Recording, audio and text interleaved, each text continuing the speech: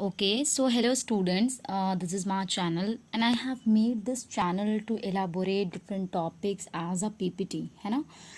Likewise जब भी हमसे कोई कहता है कि आपको एक PPT तैयार करना है इस टॉपिक पे या इस टॉपिक पे, तो हम बहुत कंफ्यूज हो जाते हैं कि हम PPT को कैसे बनाएंगे, या अपने टॉपिक के लिए बहुत परेशान रहते हैं कि इस पर कैसे क्या करें, इसमें क्या कंटेंट्स डालें, क्या इमेजेस अटैच करें। तो हम बहुत ज़्यादा कंफ्यूज हो जाते हैं ना। तो मैंने ये सोचा कि मैं डिफरेंट टॉपिक्स पे आपको PPT को अरेंज करना और PPT में किस तरह के कंटेंट्स और एग्जांपल को आप कैसे इंक्लूड कर सकते हैं, मैं आपको इस तरीके से हेल्प करूँगी। ओके, आई नो कि बहुत सारे लोगों को बहुत बेहतर PPT बनाने आता होगा, बट ये मोस्टली उनके लिए है जो अभी बहुत कम अवेयर हैं कि PPT में को बनाते कैसे हैं और उसमें मतलब आप कंटेंट्स को कैसे अरेंज करते हैं। Okay, so let's start.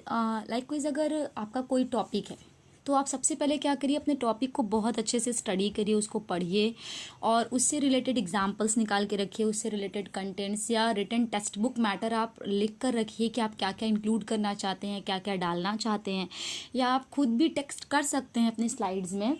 तो इट वुड बी बेटर कि अगर आप पहले से उसको रेडी रखेंगे, है ना। तो सबसे फर्स्ट स्लाइड पे आप क्या करो बेटा, अगर if you are a student of any college और school, so you can arrange the name of your college, university और school and you can arrange the topic, है ना। आप उस टॉपिक को ऐड कर दीजिए, presentation on this and this, like this, and then अगर आप अपना नाम इंक्लूड करना चाहते हैं प्रेजेंटेड बाय, तो आप वो भी डाल सकते हैं। देन नेक्स्ट स्लाइड पे मैंने कंटेंट्स अरेंज किया है। Content is very important in slide, कि आप एक आउटलाइन देंगे कि आप क्या क्या अपने स्लाइड में आपने रखा है ना। सो सबसे पहले हम अपने टॉपिक को दिखाएंगे, वो what is my topic, then introduction about the topic, then sources of water pollution, मैंने टॉपिक में वाटर पोल्यूशन लिया है, and then effects of water pollution, and then measures of control. आप इसके अलावा कंक्लूजन, रेफरेंस भी अरेंज कर सकते हैं अपनी स्लाइड में as per your convenience. Okay, the next है is the topic water pollution. Then what is water pollution, आप इसको एक्सप्लेन करिए, इसको बताइए कि वाटर पोल्यूशन क्या होता है, और आप उसके डिफरेंट एग्जांपल्स को सेट करके रखिए अपने स्लाइड में, ताकि आप बहुत अच्छे से एक्सप्लेन कर पाएँ और डिलीवर कर पाएँ कि आपका टॉपिक क्या था, आपने उसमें पूरा दिया या नहीं अपना। नाउ नेक्स्ट है the introduction. Yes, water is precious resource on earth.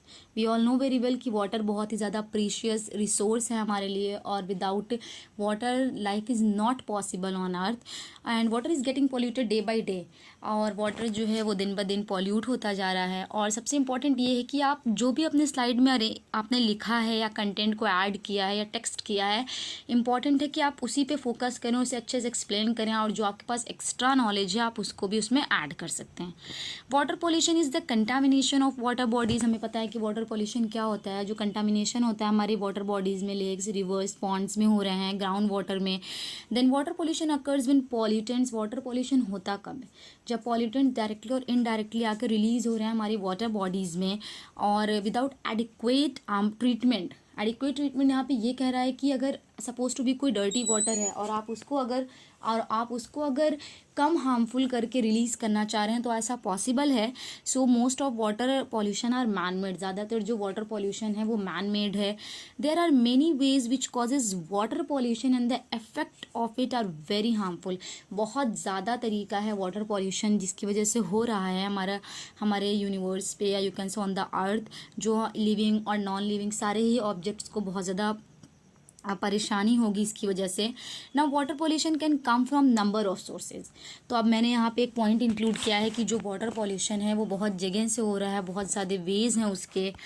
And next here are some points. अगर पॉल्यूशन किसी एक सिंगल पॉइंट से आ रहा है, so that is point source pollution. अगर ये मेनी सोर्सेज से इंक्लूडेड है, that is non point source of pollution. Then sometimes the pollution में affect the environment hundreds of miles away from the source. अगर बहुत ज़्यादा एरिया को affect कर रहा है वो, सो that is called transboundary pollution. And here I have included many examples like source of water pollution के थ्रू मैंने बहुत सारे एग्जाम्पल्स को दिखाया है। अगर आपका भी कोई टॉपिक है तो आप भी उसे एग्जाम्पल को ज़रूर सेट करिए, क्योंकि एग्जाम्पल सेट करने से आपका PPT बहुत ही ज़्यादा इम्पैक्टफुल और फ्रूटफुल हो जाता है हर किसी के लिए, और आप जो दिखाना चाहते हैं वो डिलीवर भी कर पाते हैं उसमें। नेक्स्ट आपका क्या है, सोर्सेज। सो नेचुरल है, डिकम्पोज वेजिटेबल एनिमल्स हैं, industrial waste, agricultural, mining waste, solid waste, sewage system, ये सब कैसे पॉल्यूट कर रहे हैं हम देखेंगे। सबसे पहले क्या होता है, नेचुरल पॉल्यूटेंट्स में बहुत कुछ है, लाइक रूरल होम से जो वेस्ट मटेरियल्स निकल रहे हैं, फॉरेस्ट्री की वजह से जो वाटर पॉल्यूशन हो रहा है, and then non point sources क्या क्या है, क्रॉप लैंड है, आपका सुबर्बन डेवलपमेंट है, सिटी स्ट्रीट्स में से जो पॉल्यूशन रिलीज हो रहे हैं। नाउ नेक्स्ट है आपका डम्प्ड वेजिटेबल्स एंड एनिमल्स। जब भी हम अपने जो हमारा हाउस होल्ड जो वर्क है उससे जो भी मटेरियल्स हमारा वेस्ट मटेरियल निकल रहा है, हम क्या करते हैं, हम उसको ले जाके थ्रो इन द डस्टबिन में फेंक रहे हैं। फिर डस्टबिन के थ्रू वो कहाँ कहाँ जा रहा है, और एट द एंड वो जाके वाटर में कहीं ना कहीं मिक्स हो जाता है, समटाइम्स रेन की वजह से या किसी और सीवेज सिस्टम में वो फ्लो कर गया है कि नहीं। And then animals, died animals जो हैं वो मोस्ट ऑफ द एरियाज़ में क्या होते हैं, पानी की मिक्सचर में जाके मिक्स हो जाते हैं, या उसके साइड पे वो पड़े पड़े बहुत टाइम तक उसको पॉल्यूट करते रहते हैं, है ना। नेक्स्ट क्या है, इंडस्ट्रियल वेस्ट। इंडस्ट्रियल वेस्ट किसे कहते हैं, जो इंडस्ट्री से रिलीज हो रहे हैं केमिकल्स, ओके, केमिकल्स जो हजार्ड सब्सटेंस जो इंडस्ट्री से रिलीज हो रहे हैं, दैट इज इंडस्ट्रियल वेस्ट। और ये आकर हमारे स्ट्रीम्स में और फैक्ट्रीज से जो सारे डर्टी वाटर्स रिलीज़ हो रहे हैं वो सारे ओपन सीवर में मिक्स हो रहे हैं आके, जिसकी वजह से the water is not fit for drinking and it is very very harmful for every living organism on the earth. Next है आपका mining water waste causing water pollution. जो माइनिंग वेस्ट है वो भी हमारे स्ट्रीम्स या रिवर्स या जो सीवेज सिस्टम है उसमें आके मिक्स हो रहा है, जिसकी वजह से वो बहुत ही ज़्यादा हार्मफुल है। और हमारे जो एक्वाटिक लाइफ है, जो पानी में जो ऑर्गेनिजम्स प्रेजेंट हैं या जो भी जैसे लाइक फ़िश वगैरह हैं, उनके लिए बहुत ही हार्मफुल और बहुत ज़्यादा अमाउंट में फ़िश डाई कर रहे हैं। नाउ नेक्स्ट है आपका agricultural waste. We all know कि एग्रीकल्चरल वेस्ट कैसे होते हैं। देखिए, पेस्टिसाइड्स जो आप फर्टिलाइज़र यूज़ कर रहे हो, है ना, तो जब उनका जो हार्वेस्टिंग टाइम होता है उसके बाद जब वो रिलीज़ होना शुरू होते हैं, ग्राउंड वाटर में जा रहे हैं या सरफेस वाटर पे, या जो भी इसमें मिक्सचर होता है वो आपके वाटर को बहुत ही ज़्यादा कंटामिनेट कर दे रहा है, ओके। और उसके बाद आता है आपका next, oil spills in water. जो ऑयल फैक्ट्रीज़ हैं वहाँ से जो ऑयल स्पिल्स निकल रहे हैं वो हमारे आके वाटर में मिक्स हो रहे हैं, हमारे वाटर को अनफिट कर रहे हैं फॉर एवरी थिंग। आप उससे वॉश नहीं कर सकते हो क्योंकि वो बहुत हार्ड हो रहा है आपका वाटर, या फिर आप उसको जो है कि पी नहीं सकते हैं क्योंकि वो आपके हेल्थ के लिए बहुत ज़्यादा हार्मफुल है। आप उससे मतलब रिलेटेड कोई चीज़ किसी एनिमल के लिए वो फिट नहीं है, उसमें बीओडी की डिमांड बढ़ जाती है क्योंकि जब सॉलिड वेस्ट मटीरियल्स जाके उसमें एक्यूमुलेट हो रहे हैं। Next is solid waste material. तो जो आपका सॉलिड वेस्ट मटेरियल है वो पानी में जाके एक्यूमुलेट हो रहा है, या बहुत ज़्यादा जो डर्टी थिंग्स हैं वो जाके सब पूरे एकदम जैसे इकट्ठा हो जाते हैं, तो उसमें बीओडी और की जो वो है डिमांड है वो बढ़ जाती है, क्योंकि बहुत सारे ऐसे ऑर्गेनिजम्स हैं जो अपनी लाइफ को वाटर में ही सरवाइव करते हैं, वेदर इट इज़ टेरेस्ट्रियल और वो एक्वाटिक लाइफ। हम इधर वन वे और other we are affecting, okay. So next है हमारा, so dumping waste into water. ये सबसे बैड हैबिट है हम ह्यूमंस की।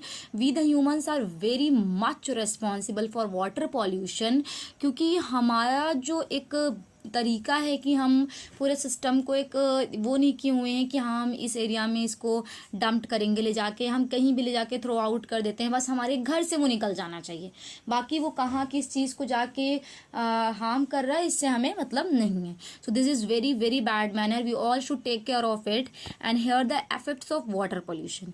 नेक्स्ट, इस तरीके से आप एग्जाम्पल को सेट करिए, उसे एक्सप्लेन करिए, और अगर बेहतर है कि आप कुछ अपने से भी ड्रॉ करके उसे इंक्लूड कर रहे हैं या कुछ ऐसा टेक्स्ट है जो आपको बहुत इफेक्टिव लग रहा है तो आप उसको डालिए।